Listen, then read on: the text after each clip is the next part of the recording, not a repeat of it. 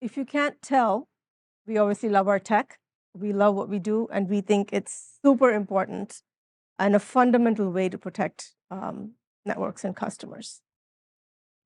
But you may be thinking, does everybody else think that, right? Is it just Infoblox saying protective DNS is important? Does the rest of the industry think the protective DNS is important? And I'm here to tell you that, yes, there are many proof points here. In the last, I would say, 2 to 3 years, where there's been a significant increase in adoption of protective DNS by government agencies and by private industry.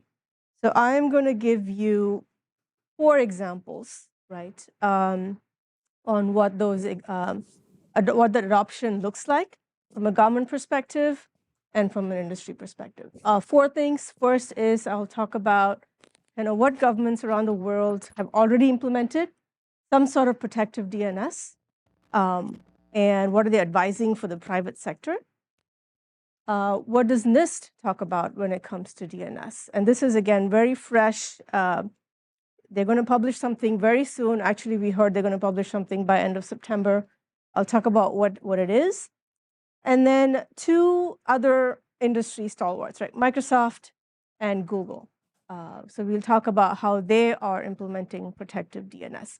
You already saw Google DNS Armor. You got a sneak preview from Mukesh's session. I'll just go in a little bit more detail. All right, so let's talk about government first. If you remember, I think this was about 3 or 4 years ago, there was a statement from NSA that talked about how protective DNS is different from other security related tools, and why DNS is not just for protocol serving, but it's for use as a security service, right? To block bad things, to block users from going to malicious domains, to mitigate threats, leveraging DNS, right? This quote was from NSA about 3 to 4 years ago. And we all know what is protective DNS. Everything that we've talked about till now is protective DNS, preventing that initial infection, preventing users and devices from going to known malicious domains and high-risk domains, stopping those C2 communications, stopping data exfil. The data exfil also can happen over DNS. And NSA has come up with that, and you can find these documents on the website about using protective DNS and why it's important. And they also have material around what are the leading protective DNS vendors out there. Let's talk about other governments. So the quote from Anne Neuberger, she was a former director of cybersecurity at NSA. Based on the analysis that they have done, they found out that 92% of attacks use DNS at some point. So if you use protective DNS, you have a good chance of blocking and stopping 92% of cyber attacks, right? And are governments using it? Absolutely. So if you look at the first column, US, so CISA provides protective DNS services for its federal agencies to protect federal networks against cyber threats. So they actually are using DNS as a first line of defense to protect their federal networks. And if you see the stats here, you'll see how many queries have been analyzed so far, 20 million threats, malicious domains so far blocked, right? And there are about 325 organizations and agencies using that service. They also highly recommend the private sector to adopt any of the commercially available protective DNS services from vendors like Infoblox and others to protect their enterprises. So that's also an advisory from the US government. UK provides protective DNS service to their public sector. It also includes emergency services. So it could be like fire services, 911 equivalent services in the UK. And so all their public sector services are now protected using a PDNS type offering. You can see some stats there. They've blocked, actually 1,400 organizations are consuming that service. They've blocked about 1.5 million malicious threats so far. And finally, Australia also offers protective DNS for their public sector. and for the public agencies. And again, you can see the threats blocked and how many organizations are consuming this service. So, government agencies around the world are recognizing the importance of DNS as a first line of defense, as a first security control point. And these are just a few that have already deployed these services. There are other agencies across, there are other governments in the world that are all in the process, right? And we have, they work with us. We have Infoblox representatives working with those other government agencies around the world, in Europe, in Middle East, in APJ. We are in discussions with them to figure out what's the best approach for that country and that government. So lots of activity on this. And I will say some governments are also thinking of having their internet service providers make this offering to protect private citizens, right? So there are a couple of models there. Either they are required to purchase the government PDNS and offer it as a service to the private citizens as part of the internet service. And they could charge, obviously, the individual citizens extra if they want to. But there are different models there. But again, the bottom line is this is a priority for a lot of governments around the world.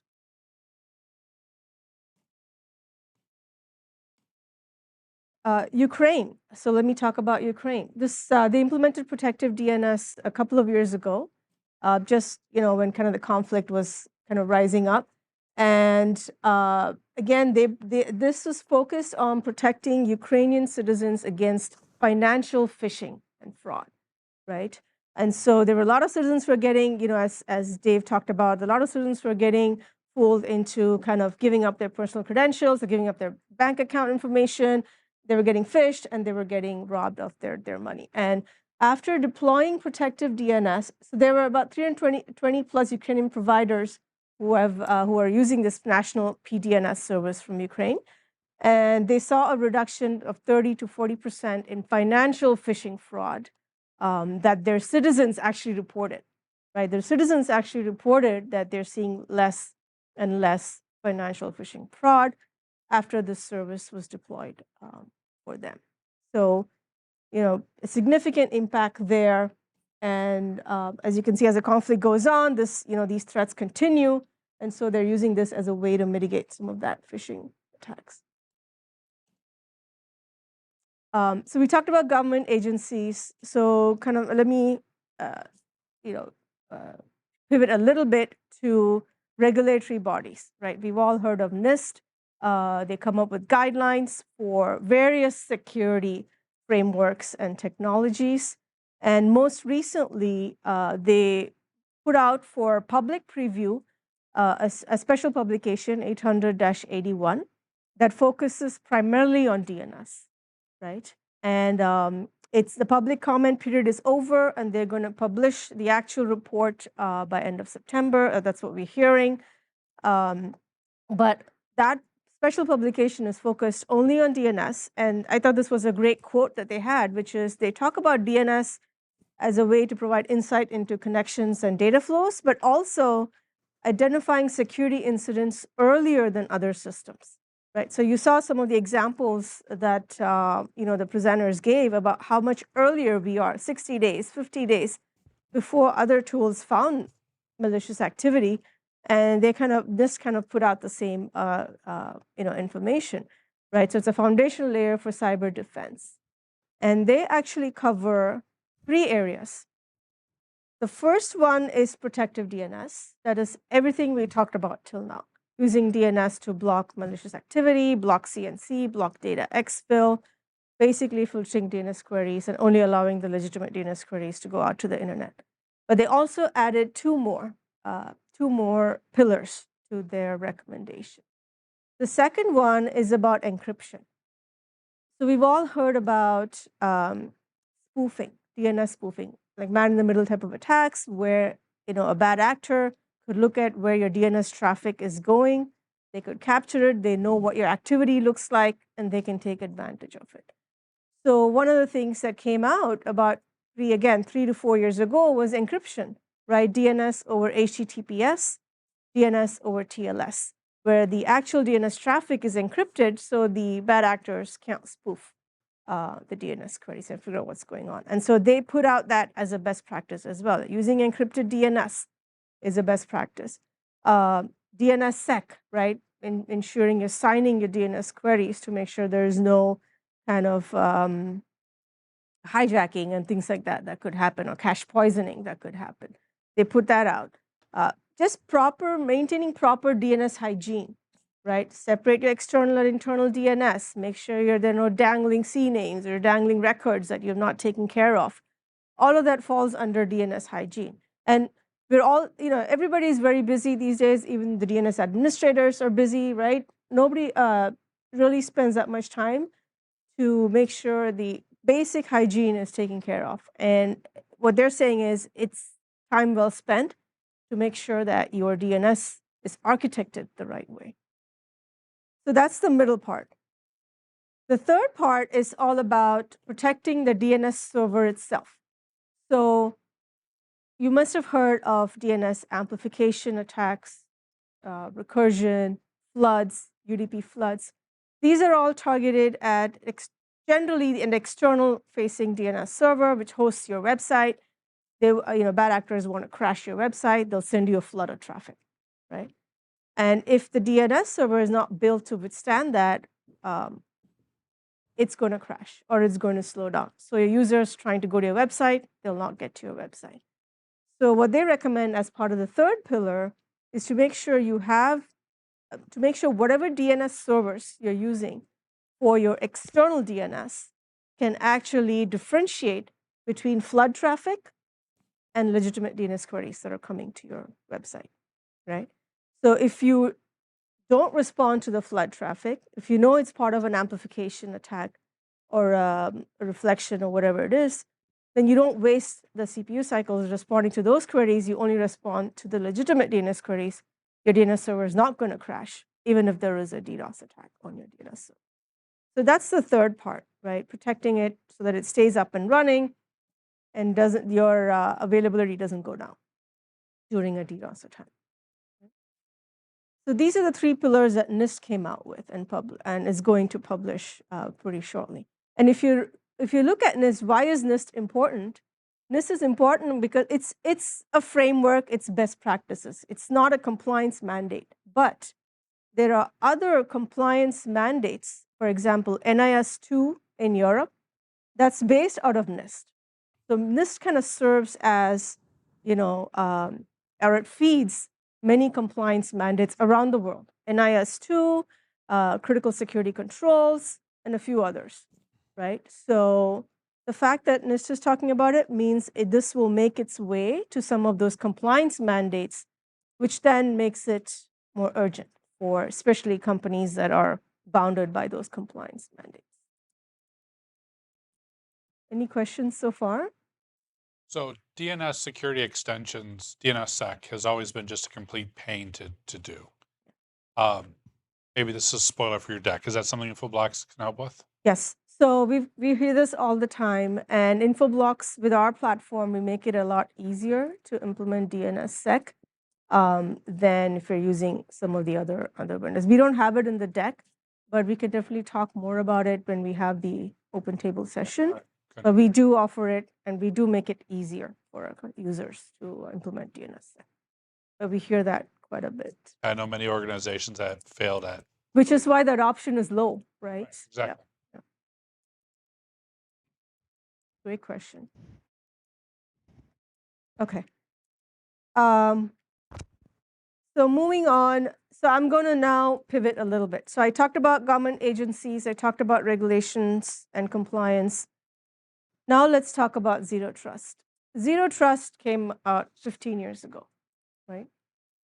It's still a topic of discussion today because customers are still in that journey of really following the Zero Trust framework and implementing it to the best way that it makes sense for them, right? Zero Trust is not one product, you click or something and you bought a Zero Trust product, right? It's a journey. And so when you think about Zero Trust, right, people talk about network segmentation. People talk about identity.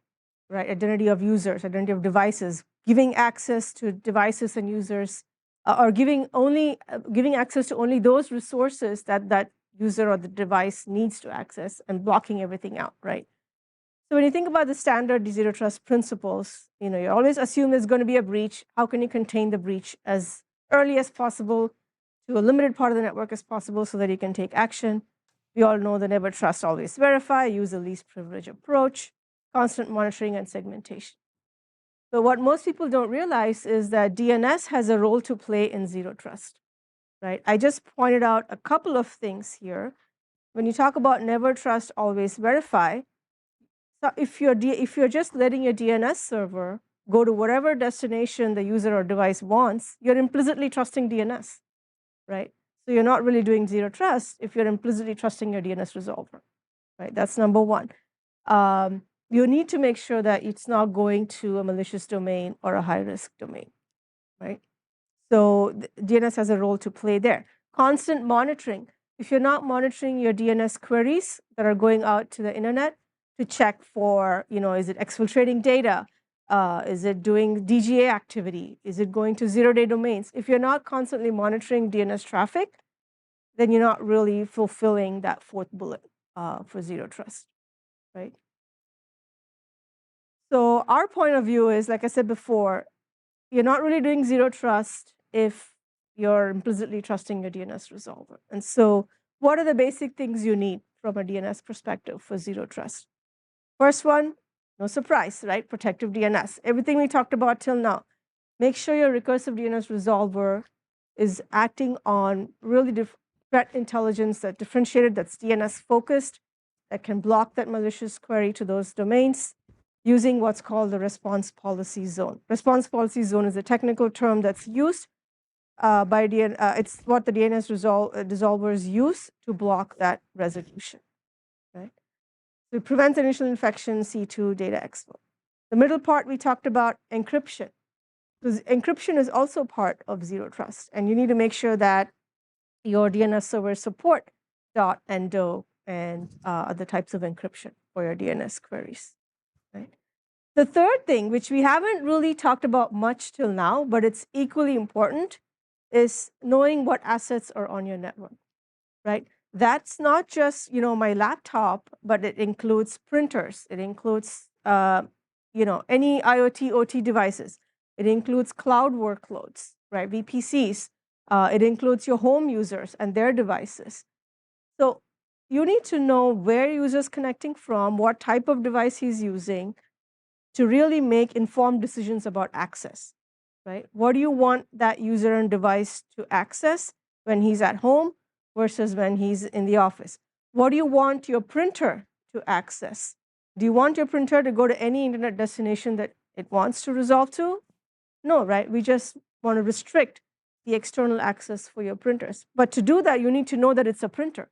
Then you can set policies appropriate for that device, right? So getting that up-to-date asset data across your entire hybrid multi-cloud environment is important. And that's where the related technologies, that is to DNS, which is DHCP and IP address management, comes into the picture, right? Somebody asked, I think it was probably you asked about, why should you do protective DNS on a DDI platform? One of the answers is, if you're doing it on a DDI platform, your IP address management has that asset information that can feed your protective DNS, and it'll tell you which asset is going to that malicious domain. You have that asset inventory information integrated into the platform, and now you can make access decisions easily, right? And the policy can be applied based on asset type, right? So together, this will help make the zero trust approach stronger and more granular, I would say, right, based on the asset type and where it is from. So proof point for that is Microsoft Zero Trust DNS. Microsoft DNS came out with this public preview in April of this year. This is all, and I think Anant alluded to this earlier, this is all about locking down, this is just for Windows 11 machines, right? So Microsoft is one of the first vendors who's embracing kind of this PDNS approach for zero trust. And what they're doing is from Windows 11 onwards, what they're proposing is to lock down Windows 11 machines, and any DNS query that comes out from those machines will only the PDNS approved domains will be accessible from those Windows 11 machines. Any other domains, the domain resolution has to come from an approved PDNS resolver, right? Yeah. And this also answers your other question about hard-coded IPs. It doesn't allow any hard-coded IPs to get resolved, except for a few exceptions for things that need to work. There are some corner cases where there are exceptions, but in general, if an attacker is using hard-coded IPs, this will not work from Windows 11 machines. They will not, because it blocks any hard-coded IPs. Only those that the PDNS approves, only those domains will be resolved, right? So that's kind of, and we've presented this joint solution with Microsoft in a few events and webinars, including RSA, Black Hat, and some webinars. And we're going to do more with Microsoft, but I think this is one of those vendors that's really embraced that zero trust approach for DNS. Any questions? And they also support the obviously they also want only use PDNS resolvers that support encryption. So the dot and do piece that we talked about, DNS over HTTPS and TLS. Makes sense? Is it? Right. Okay.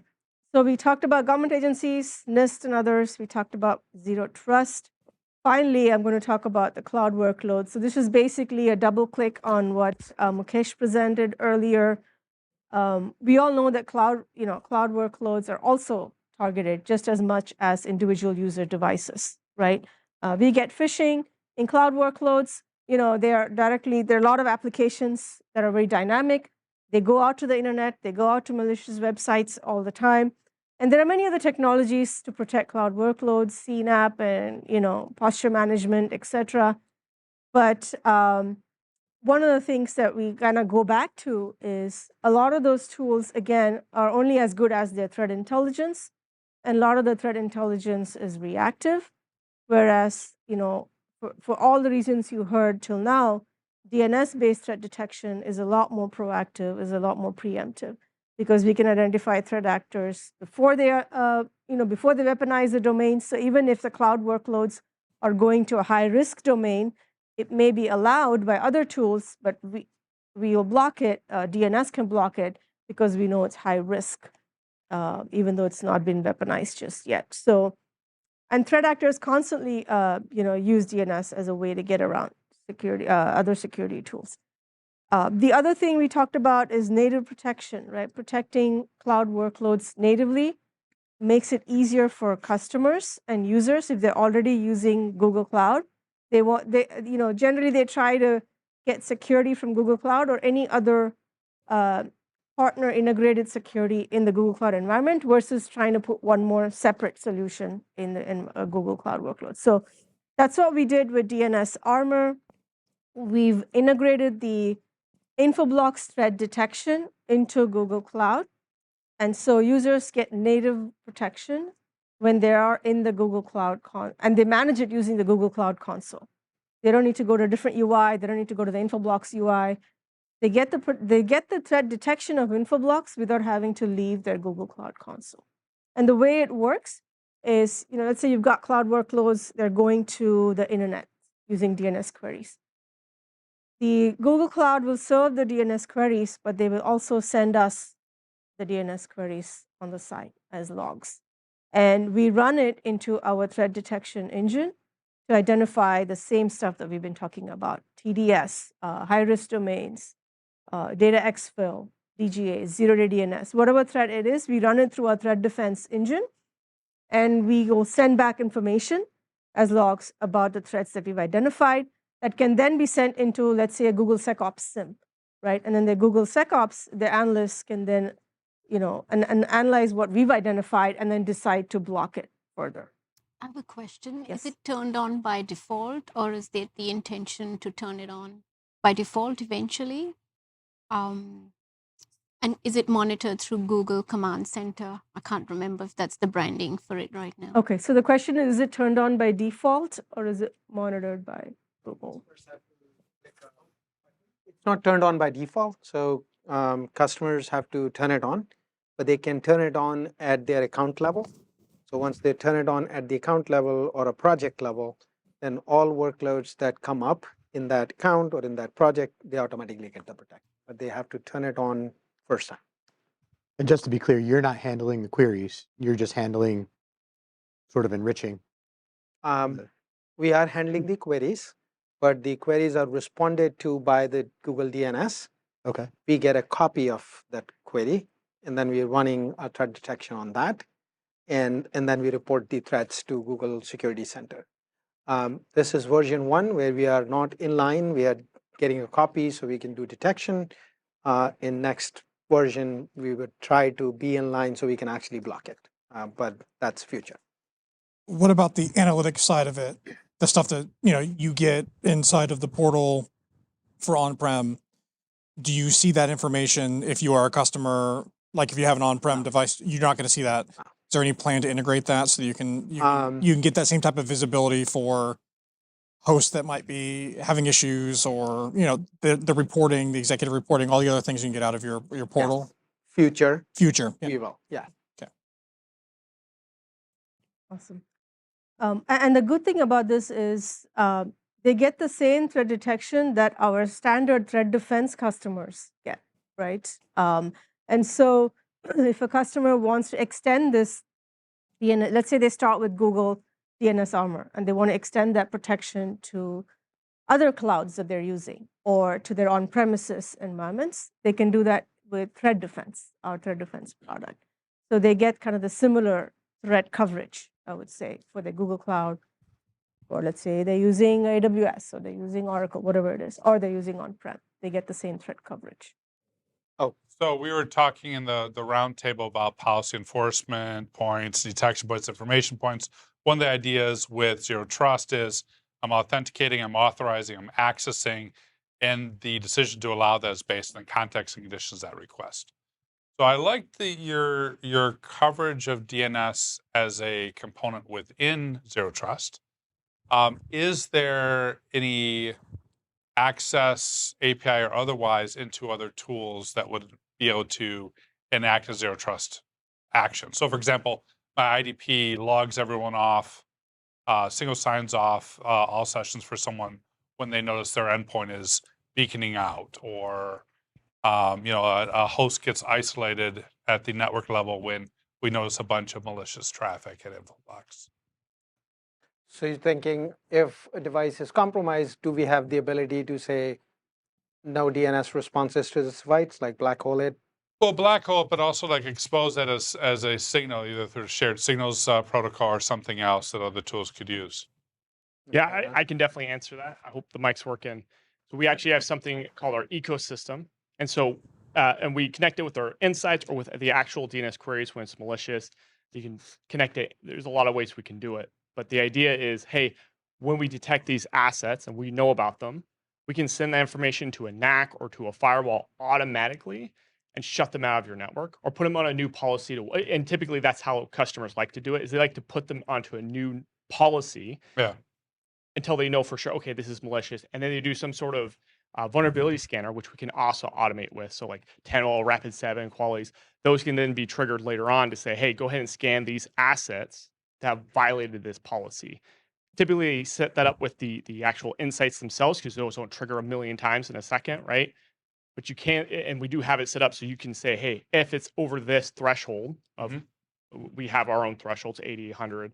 If it's over this number, go ahead and scan this guy, or go ahead and put them on a new policy. And that could be for a firewall or even a NAC, right? So we have those MAC addresses too. Good. All right. Love that. Thank you.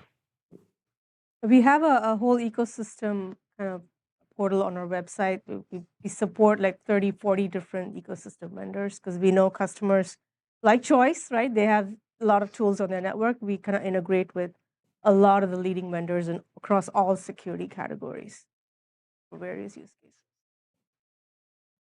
Seems like you have a very automated system, which I love. On a daily basis, what's the typical user interaction with typical security user interaction with the product? Actually, and you guys can answer as well. What I hear is it's a lot of, set it and forget it. We're doing, all the blocking. We don't have any false positives. So not a whole lot of daily interaction. We're just silently protecting and reducing the traffic on their network. When there are incidents, they need to come in and check things out. They do. We have a lot of reporting built in. But a lot of those queries are also sent to their SIEM tool so the SOC teams can look at them. The SOC Insights thing that Kevin was showing, we can also send that to Splunk. So instead of looking at thousands of queries, they can look at just 17 insights.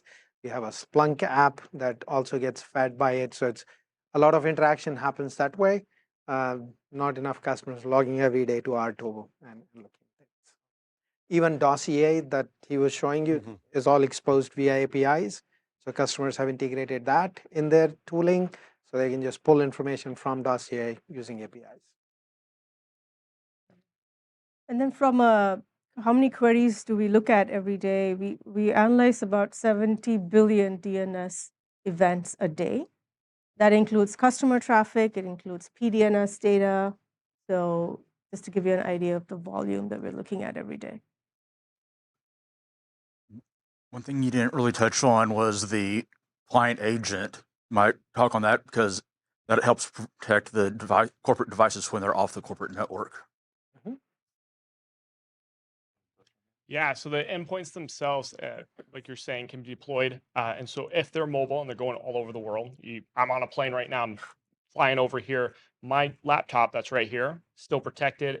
Infoblox knows about my IT team if they need to, can set new policies instantly. It's automatically protected, right? So no matter where I go with that agent now, I am protected. And of course, there's other ways to set that up too, right? We talked about NIST acts as a service. You can deploy other types of endpoints and use us as the DNS resolver, right? Through them. It's just how you slice and dice it. Different customers like different things. If you're good with endpoints, you like to use your UDM to deploy them. A lot of customers are good with that and like it. Awesome. Here's an endpoint. It's easy. Deploy it. You're off to the races. If you're like, hey, I don't need another endpoint. We have options for that. Absolutely. And sometimes our customers tell us we don't, can you work with an endpoint agent we already have? Right. So we can work with, like, let's say Zscaler SASE agent, right? So we have customers where they use Zscaler to do its thing first, and then the Zscaler will route the DNS traffic to Infoblox. So we do our threat detection, and then the queries go out. So we have integration architectures with other vendors. I saw a dotted orange line. What do you do with them? Yeah, so as part of our universal DNS management vision, we started with AWS Route 53, Azure DNS, GCP DNS. So we manage those, from our portal. And in about 1.5 months, we are gonna start managing Microsoft, Cloudflare, and Akamai DNS as well. So again, it's part of the universal DNS management vision. Our customers are looking to manage all DNS systems from a single management portal, which is Infoblox portal. So yeah, we're gonna add those to our management. Yeah.